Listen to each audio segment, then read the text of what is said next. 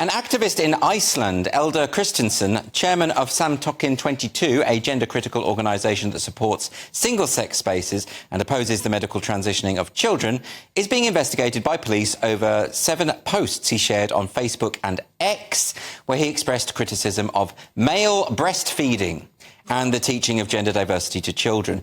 He's faced questioning by the police, and although not yet charged, his solicitors expect he will be charged and convicted. So I'm joined now by gay rights activist Eldur Kristinsson. Eldur, perhaps you could start by, this sounds like an extraordinary story. Perhaps you can start by explaining what it is you tweeted or put on X or whatever we're calling it these days. This tweet in question with the breastfeeding, I believe it was put, I believe I tweeted it in August of last year. It was a Pink News article which was telling us, the reader, how wonderful it is for men or trans women to be able to breastfeed and why it's good for mom and baby. And I put forward a staunch criticism of that, and I wrote, that rag, meaning Pink News, advocating for such practices, because if you think about male breastfeeding, then obviously it's the man cannot carry a child nor give birth to it. So what is the motivator behind a man actually taking drugs, domperidone, to induce lactation, to breastfeed a child? Whose needs exactly whose needs are being satisfied here? Is it the needs of the infant, or is it the needs of that person who is taking the drugs and trying to breastfeed an infant? And of course your criticism was very robust, and you said that it was a form of child abuse, and yes, that there was a fetishistic aspect. Yes, I used the P word, pedophilia, in this context, and I stand by it, because if you do use, or if you are not a gynophile, and which is a sexual fetish, and if you are using infants or children for that matter to satisfy your sexual fetishes, it's pedophilia. So, critics will say, well, we don't know the secret motivations of anyone, and that's an assumption that you're making. Well, yes. But then the question is, that doesn't mean it ought to be criminal. No. To make that supposition. No, of course it shouldn't. But here we are.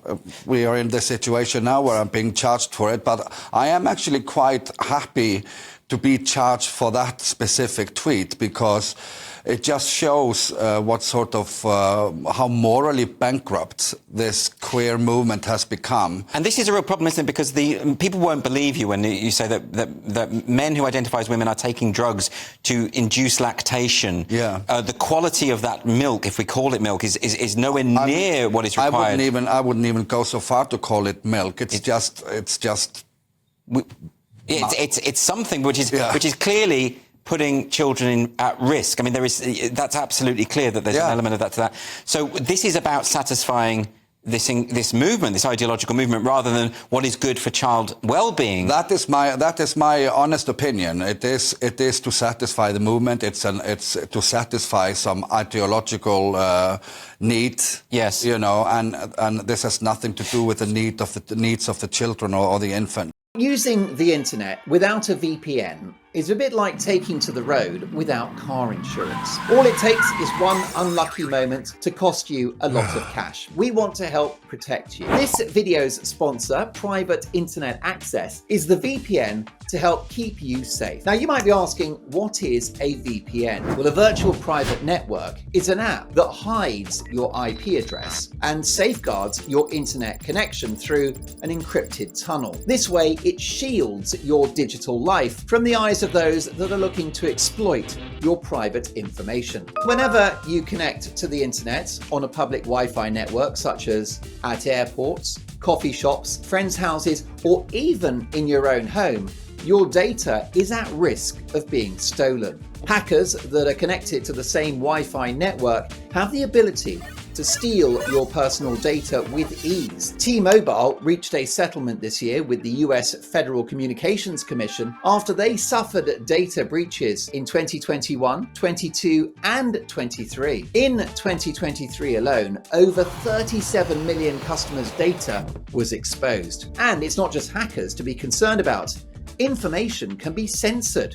When Canada passed their C-18 bill, social media giants decided to ban news content on their platforms. But PIA can protect your ability to consume the news content that you love. Private internet access is available for all platforms: Windows, macOS, Android, Linux, iOS, and you can use one private internet access subscription to protect an unlimited number of devices at the same time. Plus, we've got a huge GBNews discount. Click the link in this video's description and you'll get 83% off PIA. That is under £2 a month, and you'll get an extra 4 months completely free. There's also a 30-day money-back guarantee. So head to piavpn.com/GBNews to start protecting yourself digitally today.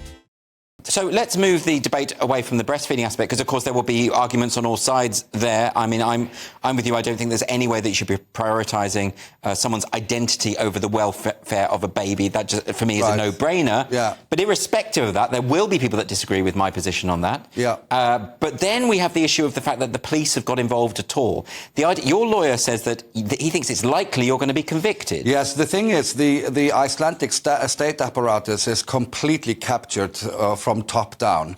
I mean, currently we have a situation where all schools are captured. Even the Church of Iceland is captured. The Bishop of Iceland has a trans-identified child. So does her sister. And this is a country of 377,000 people. And what about the government? Government as well.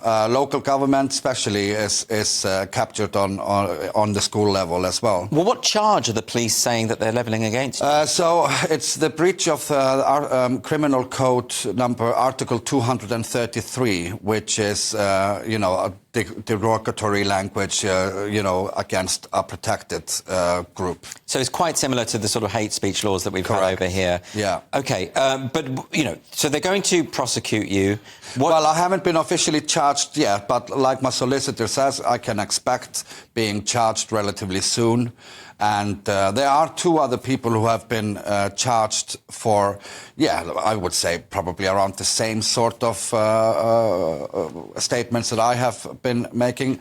2 teachers, one high school teacher, he criticized the indoctrination in the schools. And said that this was obviously to recruit children to an ideology and obviously ideological grooming. In Iceland, they take the word grooming very, very, let's say, they get very upset when you use the word grooming. But the thing is, what they don't realize is grooming isn't only sexual, and there is ideological grooming as well. And we have loads of ideological grooming happening in the school system. But ultimately, it comes down to free speech.